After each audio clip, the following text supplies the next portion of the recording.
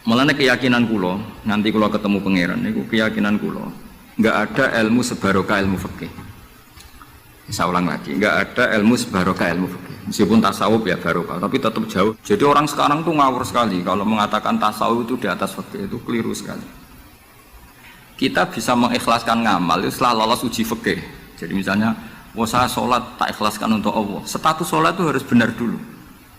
Ada fatihahnya, ada rukuknya, ada sujudnya. Yang status sholatnya aja nggak bener kok muni diikhlaskan, diikhlas nombahin. Enggak ada.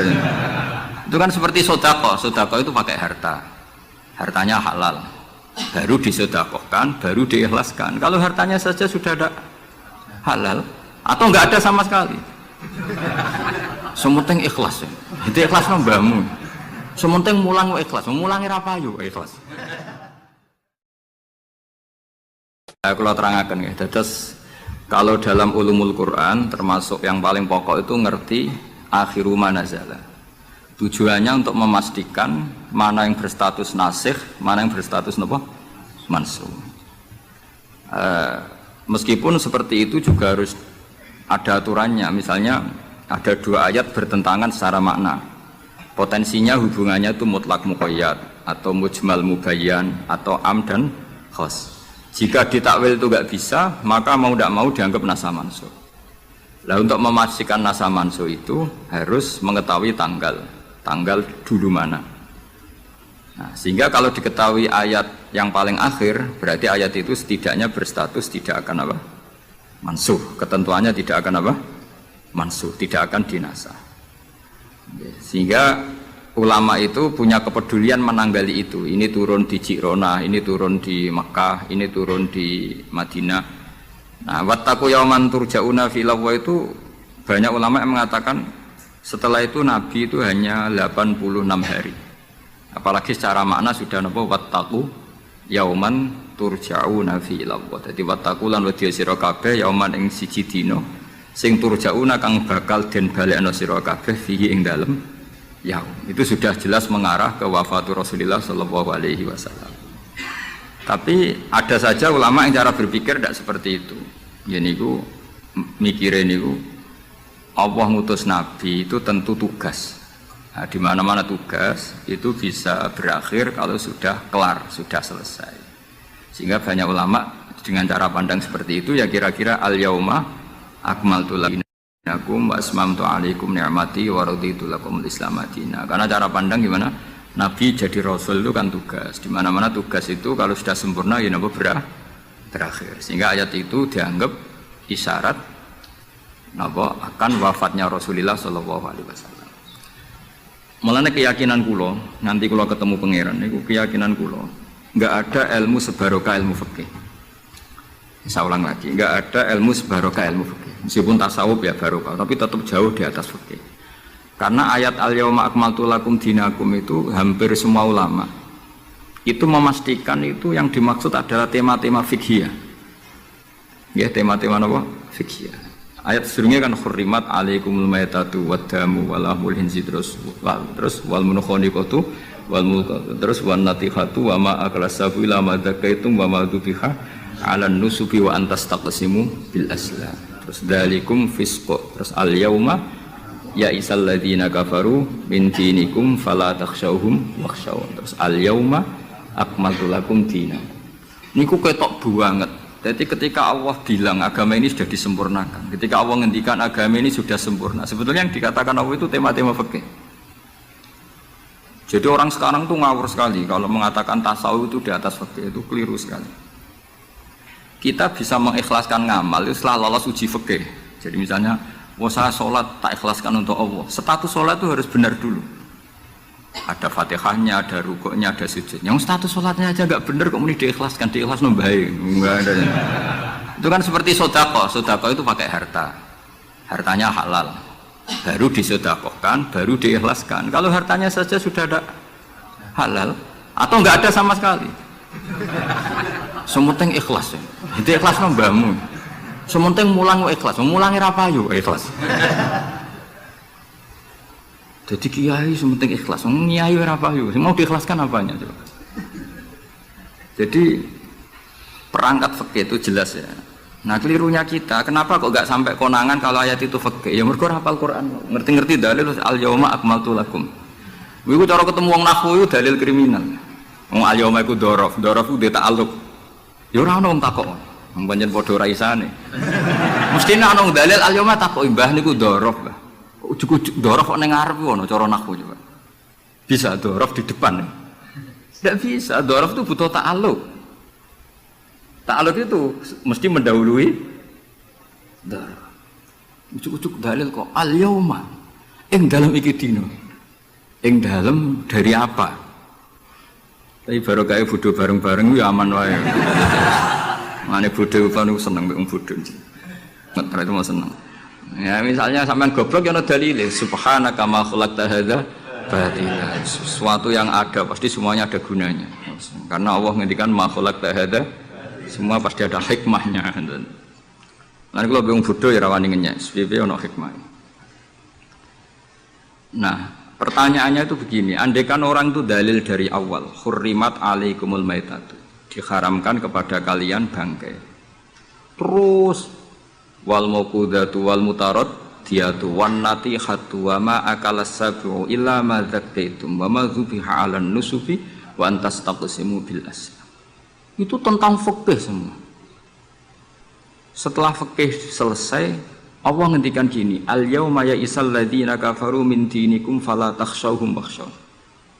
Itu ayat favorit saya. Allah ngendikan al yauma ing dalem iki dina, ya isa wis dadi putus asa. Ya isa itu fi'il madhi. Ya memang yaknya itu yak balungan kalimah. Ya isa yai asu. Al yauma ing dalem iki dina ya isa putus asa. Sapa alladzina kafaru wong kafir. Min dinikum saking ngotak-ngatik agama sira kabeh. Hari ini orang kafir sudah putus asa mau membuli Islam. Karena argumentasi Islam itu sudah terang benderang. Ketika agama lain masih berdebat tentang teologi ketuhanan, Islam wis bakas hukum sing sampai ke halal haram.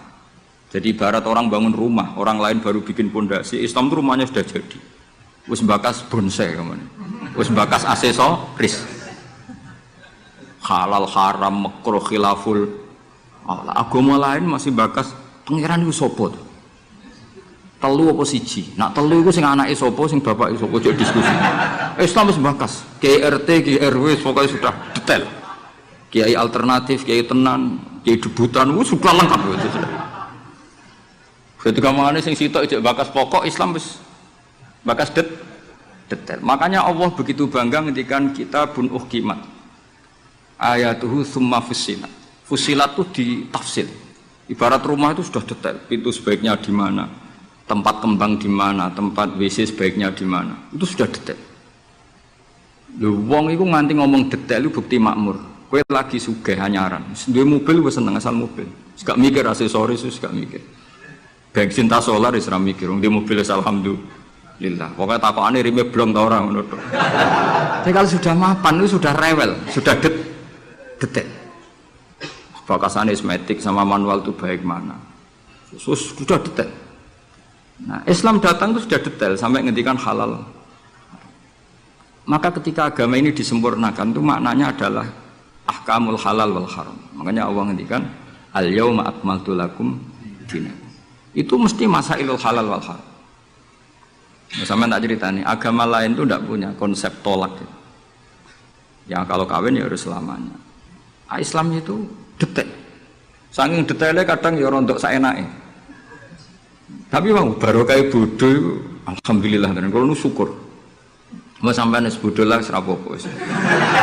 Wong sapi pinter-pinter wong cara pangeran ya tetap bodoh. Jadi aku muni bodoh kalimatu madkhin, ora kalimatu dzambin wis pancen wis.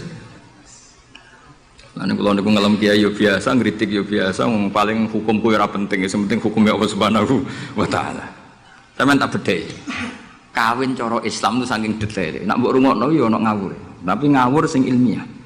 Misal aku ngawekno hamdan ya, uzawi juga alama amaraka wa bihi min imsakin bi ma'ruf au tasrihim bisa.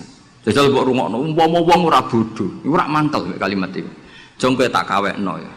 Ya nak tepak ya terus, nak ora tepak ya pegatan.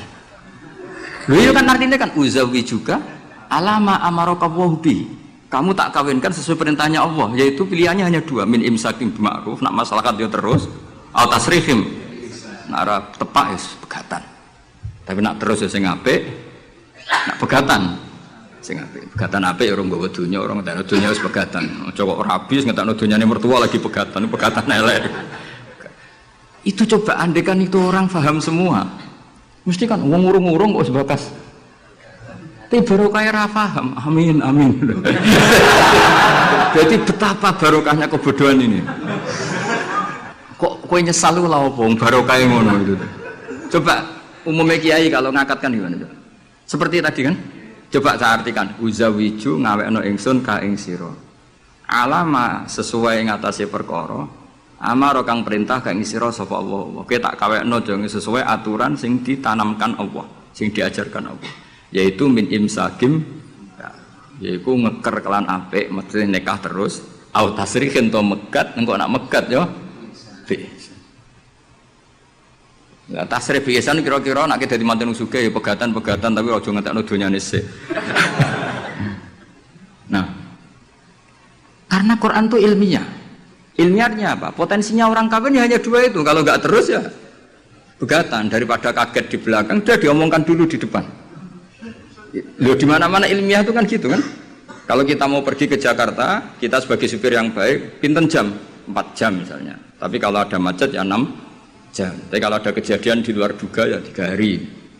Itu ilmiah, sesuatunya di kayak militer itu loh. Alternatif A, ada alternatif B, alternatif C. Pilot ya gitu. Otomatis kalau nggak bisa manual, kalau bisa semuanya ada alternatif. Kawinnya gitu. Enggak nak orang pegatan segawe alternatif. Ndak ada gitu maksudnya. Wah seneng kamu nafsiri sing salah. Resiko dadi kiai ngoten niku. Kula bolak-balik dijampami tiyang Jogja napa tiyang Jakarta, tiyang Surabaya. Gus kula tak nulis buku jenengan. Ya tapi tetap bukumu wong sing nafsiri kowe ora aku. Mang resiko jadi wong top. Wong do nafsiri dhewe-dhewe. Aku kadang gumun aku sing ngomongnya ra tau di pikiran ngono. Kok sing nafsiri pikirane ngono iku sing bulet menafsir. Tapi itu resiko, memang apa? Jadi wong alim kok wong ayu. Wong ayu ketemu Hamdani guyu. Hamdani nafsiri seneng, sing wong ayune bocah kok lucune ngono. Wong alim ya. Kalau kadang didudono tiang-tiang. Didudono tiang-tiang. Gus ini ada buku tentang jenengannya, ada WA tentang jenengan. Lho aku sing duwe awak ora di pikiran ngono kok sing nafsiri tok ndi ku piye. Wis tangan-tangan wis kaya wong ayu ngono. Wong ayu senyum. Sing disenyumi nafsiri apa? Senang. Sing ayu nganggepe lucu. Tak anggap wong latihan. Jadi wong sing nulis tentang kula sing ra bener tak anggap wong latihan urip ngono seru-seru. Tapi itu memang mau ndak mau. Dulu zaman sahabat yang ngalami seperti itu. Nabi misalnya dapat wahyu alladzina amanu wa lam yalbisu imanahum bidzulmin ulaika lahumul amnu wa hum. Orang yang iman kemudian imannya enggak tercampuri sama kedzaliman sama sekali. Karena pakai nakirah. Iman yang tanpa zalim sama sekali itulah yang aman. Ulaika lahumul amn. Sahabat punya tafsir sendiri. Karena pikiran mainstream di sahabat, zalim itu wa tusya fi ghairi mahalli. Meletakkan sesuatu yang tidak pada maka mereka bilang, ayyuna lam yazlim nafsah. Wah, kalau iman syaratnya gitu ya berat ya Rasulullah. Siapa sih yang enggak pernah zalim? Terus Nabi ngendikan laisa huwa kama ta'nun. Sebagian riwayat laisa huwa kama taqulun. Oh, itu tidak yang seperti kamu bayangkan. Alam tasma qaulallahi ta'ala, yaitu dawuh Luqman Hakim, la tusyrik billah innasyirka la zulmun azim. Ndak maksudnya bukan zalim wa tusyrik fi ghairi mahalli, tapi apa? Syirik. Jadi berarti maknanya gimana? Orang yang iman dan kemudian dalam iman itu tidak melakukan syirik sama sekali. Itu artinya kan sahabat punya tafsir yang beda dengan yang membawa Quran. Untung zaman itu ada Nabi diklarifikasi. Nah saya ini masalahnya penulis-penulis tentang kiai atau klarifikasi. Luwih pinter timbang kiai ini. Bingung kan? Itu dulu zaman orang soleh semua. Zaman orang soleh semua. Mencintai perempuan itu baik. Karena maknanya cinta itu ora demenan. Saya ulang lagi, maknanya cinta itu tidak demenan. Yaitu perempuan dilihat sebagai sarana reproduksi atau sarana pendidikan. Karena kita tahu pertama kali anak-anak dapat ilmu dari siapa? Ibu. Ibu itu seorang perempuan. Jika bilang perempuan itu orang kok bayang wong wedok sing semlohe sing menarik kok gak. Ya perempuan saja. Bisa ibu, bisa guru madrasah, bisa apa saja. Tapi era wong ra saleh muni kiai itu harus mencintai perempuan. Itu dianggap ajaran sesat. Karena mesti konotasinya urusan apa? Syahwat. Paham tuh sing kula maksudnya. Seneng dunya nggih ngoten. Zaman sahabat, itu banyak sahabat sing seneng dunya. Tapi wong soleh, senenge dunya juga perangkat kebaikan. Wong syarat jihad wajah itu bi amwalikum wa anfusikum. Sehingga wong darani seneng dunya itu ora ep. Wong perangkat kebaikan. Begitu juga seneng perempuan. Dulu itu enggak ep karena bayangnya perempuan itu kalau cantik ya dinikahin, kalau tidak cantik ya ibu atau guru, semuanya ini perangkat kebaikan. Tapi sekarang bilang perempuan itu konotasinya apa coba? Urusan sah. Sehingga dulu itu enggak masalah misalnya Nabi ngendikan wa hubbiba ilayya min dunyakum at-tibbu wan nisa. Karena orang masih waras semua, jadi itu enggak melahirkan salah tafsir. Padahal Nabi jelas ngendikan ada 3 hal yang saya ditakdir dicintakan 3 hal itu. Yang 2 itu at-tibbu wan nisa. Pewangian dan perempuan. Tapi dengan makna yang apa? Positif. Karena kalau perempuan enggak dididik, coba anak kamu pertama tahu kebaikan lewat siapa? Ibu. Ibu itu perempuan apa lelaki? Perempuan. Jadi dulu makna perempuan itu enggak harus urusan. Nah, tapi kalau sekarang sampean ngomong itu orang nafsir kan macam-macam. Ya, tapi itu sudah itu resiko. Yang jelas kalau minta seminta-mintanya nafsiri Quran, hadis, nafsiri ulama itu jangan nganggo utekmu dhewe. Nganggo prosedur sing dikuasai perangkat itu oleh ulama. Makanya kalau masalah Quran sampai Kanjeng Nabi keras man fassaral Quran fi ra'yihi falyataba wa maqadahu minan. Orang yang menafsirkan Quran dengan otaknya sendiri maka sama juga pesan 1 tiket dan neraka. Tapi kalau nafsirkan ulama salah, saya naik dewi orang patin rokok lah. Cuma ya rontok-rontok ngawur, tapi kan gak mungkin diancam rokok. Kiai ora pangeran. Tapi ini saya cerita ya, betapa susahnya kita sebagai ulama. Karena kita harus membiasakan bahasanya ulama dulu. Karena itu satu-satunya cara untuk menetapkan tradisi dulu. Dengan zaman yang sudah rubah, ya dengan zaman yang sudah rubah. Ya tapi mau tidak mau. Saya beri contoh kecil misalnya tadi. Dulu sahabat itu biasa bahasakan tadi. Saya ini suka perempuan. Karena ya memang zina linnasi hubbus syahawati minan. Tapi maknanya suka itu ya kalau suka dinikah ya dinikah, tidak demenan, tidak pacaran. Kalau suka perempuan dengan mana ibu ya di rumah yang baik. Kalau suka perempuan dengan mana ustadzah ya diberi hak fasilitas ngajar. Semuanya itu konotasinya positif. Seneng dunia kayak ngoten, aku seneng duit, aku itu kedonyan, aku itu seneng harta. Maksudnya apa? Itu perangkat kebaikan. Aku seneng murid, aku seneng nak ngaji itu ngaji wakil. Banyak kayak dulu yang bilang gitu. Aku seneng kalau ngaji itu yang ngaji banyak. Bukan urusan salam template, orang urusan sowanan gula akeh, tapi ingin kebaikan itu didengar orang banyak. Tapi kalau sekarang, kowe dadi kiai mending ini, aku seneng santri akeh, mesti wong oleh nafsiri. Iya, ben sing salam template. Oke, jadi sekarang perangkat suudzon itu luar biasa. Luar biasa. Dulu enggak, dulu itu ya duwahi ma'al jamaah, kalau ingin barokah ya harus rame-rame. Alaikum bil jamaah. Jadi ngaji semakin banyak semakin baik, maksudnya semakin tahu hal positif yang banyak semakin baik. Tapi sekarang kan muni aku laris pengajianku, wong pikirannya berapa itu hasilnya kan itu. Ruwet soal zaman akhir ruwet. Tapi nikmati mawon, mesti nikmati mawon. Santai mawon. Kiye kersane. Kabeh itu kersane napa? Bon niku tentang ilmu sosial. Kalau mengutip sedikit. Kenapa saya cerita ilmu sosial? Karena mau tidak mau. Misalnya riba. Riba itu apa coba sampean? Ayo sampean anen riba itu bunga apa kelebihan? Apa kelebihan sausé krus? Apa asal kelebihan? Kita ini apa ilmiah itu darani nabrak hukum, Apa ilmiah gobloknya ora ketulungan. Saya pernah berdebat sama Kiai Khusyuk.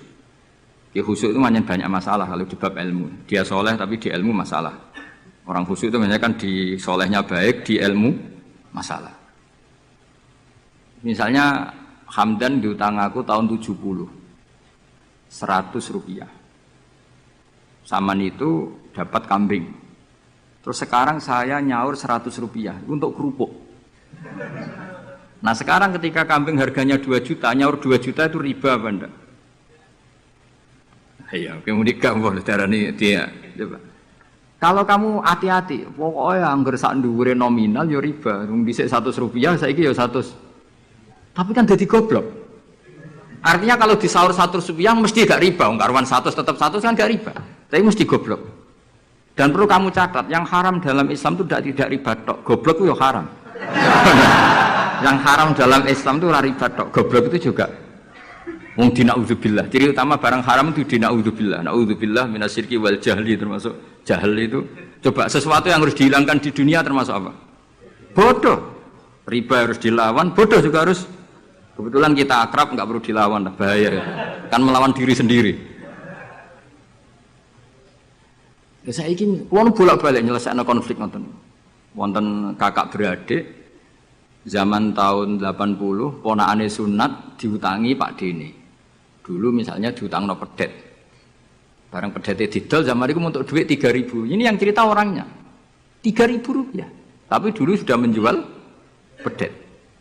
Tahun 2005 baru kayak tukaran tadi, baru tukaran. Ditagih kan, nah zaman rukun kan nggak ditagih, nah tukaran kan di. Terus kita jadi kiai bingung.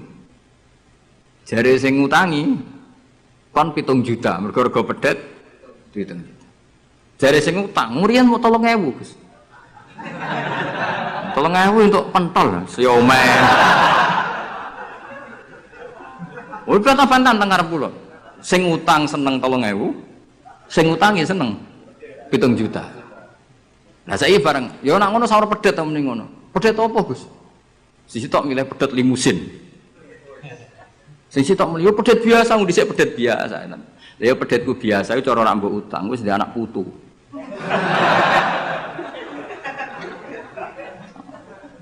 Coba tahun 70 nak duwe anak putu wis. Oh luas kok ndok. Tapi jare sing utang, lah anak mati.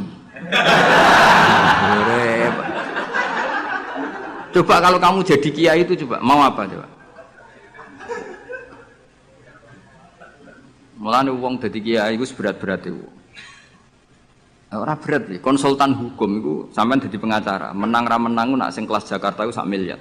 Nak kelas kabupaten jek 5 juta. Dadi kiai gak salam templek 20.000 taruhane swarga neraka. Wong desa paling salam templek 50.000, 20.000. Takokane nek dijawab kliru swarga. Ane kula anggere dalu sing rayu pangeran Gusti wis pantese kula mlebu swarga. Wong ora melok utang kok melok mikir. Murwat. Nggih wonten tiyang setengah demenan, setengah nikah niki lapure mbek kiai. Wonten rondo ku ayu. Wis rondo ayu ning ndi menarik sunatullah. Dirabi tiyang. Dirabi tiyang di masna lah. Sirri. Suatu saat rondo iki wis ora seneng mbek sing lanang. Jare rondo iki muni wis dipek. Sing lanang digoleki wis ora ono. Ketoke ya rong megat. Nah cara hukum itu kan terus kene dadi kiai melok bingung. Bingunge iku nak marondone ayu kita tambah bingung meneh, kita rabi ta ora malah bingung meneh. Nah. Ora mboten bingung hukume, nak iku ora kowe selera-seleramu. Enggak, kula mboten kepikiran. Bingungnya gini, kita ini kan menghadapi dua hukumnya Allah Ta'ala. Nak delok tolak dan tidak tolak, berarti cara al-aslu adamuhu. Berarti kalau mungkin tolak, mungkin tidak, pilihannya tidak tolak. Karena al-aslu adamut tolak. Tapi kalau melihat al-musaddaq fil uqud itu biqauli arbabiyah atau qaulu arbabiyah. Padahal ini, perempuan ini mengklaim sudah ditolak. Pertanyaannya, wilayah tolak itu tidak milik perempuan. Kita harus mengkonfirmasi sama lelakinya, karena yang punya wilayah tolak itu lakinya saya bisa dihubungi. Pernah bisa tak hubungi, tak tanya. Kang, bojomu wis pegat ta urung? Urung lek Gus, lumayan nggo cadangan. Pusing meneh kan. Dilaporane KUA ora resmi. Coba kira bingung iki dadi kiai. Ngukumi salah neraka. Ngukumi bener ora melok ngeloni wis jajal kampus. Kan ora nuntungi. Salam templek mau 20.000 iki. Lho kira ora rasane dadi kiai. Akhirnya kula nak ketemu sing lanang tak pamon. Kowe nak kepengin ra mlebu neraka, nak megat-megat nak ora-ora. Mergo Quran niku paling anti iku fatadzaruha kal mu'allaqah, ngembahno wedok iku koyo gantungan, kawin ora. Kowe iku mungkin kira mlebu neraka lewat gak megat, tapi iso mlebu neraka mergo mangkelno aku tak omong ngono. Aku donga aku rapati mandi lah, tapi nak ndongak mlebu neraka, kowe mlebu neraka ketoke mandi om. Mangkel Allah. Ya mun Gus tak pegate ben jelas aja ben jelas. Karena ngel-ngel orang coba. Makanya Allah itu anti betul kalau ada orang lelaki menggantung perempuan. Di antara pantangan yang diajarkan apa? Fala tamilu kullal maili fatadzaruha kal mu'allaqah. Karena dia mau butuh cadangan ngono tok. Nak lagi nenengan mbek bojone kok duwe alternatif. Mergo si wong iki zina moh, tapi kalong jatahe biologis ya moh. Wis ngono-ngono kan urusanmu. Aku sing pusing, mesti ditakoki hukume. Lah bolak-balik enak kiai sing terkenal gak ngalim ra ono wong takok. Mau wong rono dukun mandi ra mandi ngekeki ning arep. Penak ndi dadi kiai hukum mbek kiai dukun. Kiai dukun kan mandi ra mandi mukadimah wis 2 kilo. Nak mandi ditambahi, nak ra mandi gak ditarik. Aman kan? Nak kiai hukum ora. Ngomong halal haram wis repot. Nak salah neraka. Bener 20.000. Seru wae padahal. Nane kula sering rayu pangeran Gusti, kula niku pantese mlebu swarga. Salah kula kathah las, pokoke pantese mlebu swarga. Jadi, mboten urusan GR mboten, jenengan pantese ulama mlebu swarga. Yo repot. Pemene urusan kawin, riba. Karena kita ngadepi hukum sing rubahnya itu Masya Allah. Ya kayak tadi misalnya kue anut uang itu tidak turun. Darani goblok. Wong gladak kula yang sekarang dinyang wong 200 juta sekarang itu. Itu dulu buyut saya kata ibu tukune mau 700 rupiah. Karena uang dulu kan ono sen di bawah sen ada lagi, di bawahnya lagi ada lagi. Jadi 700 rupiah itu. Nah saiki misalnya gladakku tak dol 700 rupiah. Ibu gue tuku gentenge tok ya ora cukup. Makanya kita ini jadi bingung kan kalau ngukumi utang piutang di masa lalu itu dikrus pakai apa? Ada ulama yang mengatakan dikrus pakai emas. 700 rupiah zaman itu kalau digramkan dapat berapa gram? Ya memang itu paling gampang. Sampai sekarang ya kita pun seperti itu. Misalnya makanya untungnya pangeran itu luar biasa ya. Perangkat itu tetap ditetapkan sama Allah.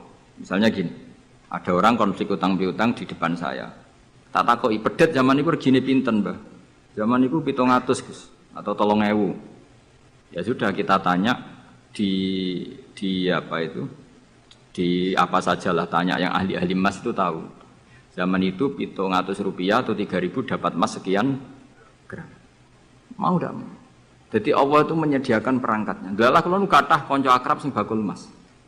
Jadi kula nu akhirnya takok, "Jek, iku golek referensi emas tahun 70 itu 3.000 untuk pirang gram?" Ternyata ya untuk akeh. Karena polanya sama, napa? Emas itu kan sama terus sampai ila yaumil kiamat. Makanya bank di dunia pun, World Bank maupun BI sampai sekarang acuannya tetap harga emas. Iku Allah Subhanahu wa taala. Allah itu zat sing maha pinter. Jadi nilai dolar, nilai rupiah gak stabil tapi nak harga emas tetap stabil. Artinya gini, kalau kita utang 1 juta zaman itu kok untuk emas 2 gram, 10 tahun kemudian ya sudah, pokoknya emas 2 gram. Meskipun sekarang harganya 4 juta. Paham ya? Jadi tetap Allah udah damel perangkat. Akhirnya kula ya dadi ulama ya rapati bingung. Yus pokoknya kruse emas iku piro? Iki nak kowe anut aku. Mungkin sing mbok takoki aku. Nah nek anut aku ya aja takok aku. 20.000 ngajak neraka.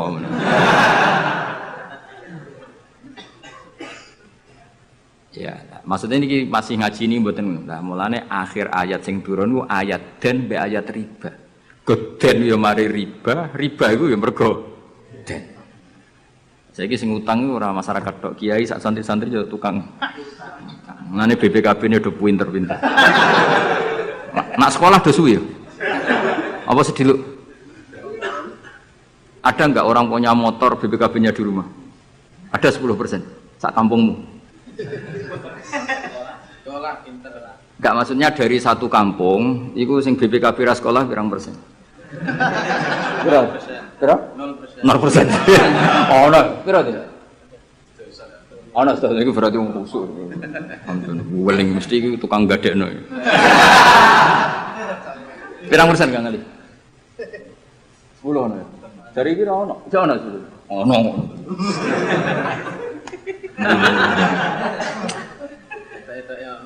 Pirang persen ya? Sedoso tok. Kalau sertifikat tanah, akeh ndi? Maksudnya lebih akeh sekolah ya apa akeh ning omahe? Oh, berarti nak motor, mobil akeh sing sekolah. Nak rumah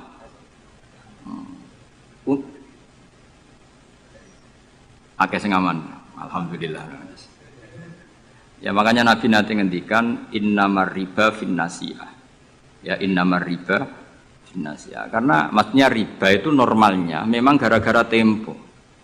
Makanya kalau suwun sinten mawon yang mencintai saya, usahakan sesuatu itu jangan nasihat. Kulon mboten sombong, kulon nganti sakniki belum pernah beli sesuatu kredit. Karena aku kiai. Maksudnya ora kok ngaramno kredit, aku iku kiai. Keruwetan kan? Kiai kok ditanggal. Lucu kan? Orang wedi akhirat tapi wedi tanggal.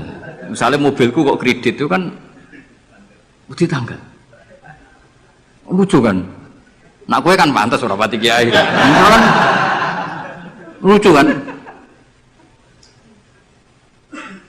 Wes lucu, boy lucu. Tapi ora haram. Haramnya sama ra di mobil. Tapi nak iso nak kiai terutama wong alim ya. Nak kiai rapate alim ra apa-apa. Nak sing alim-alim kan iman.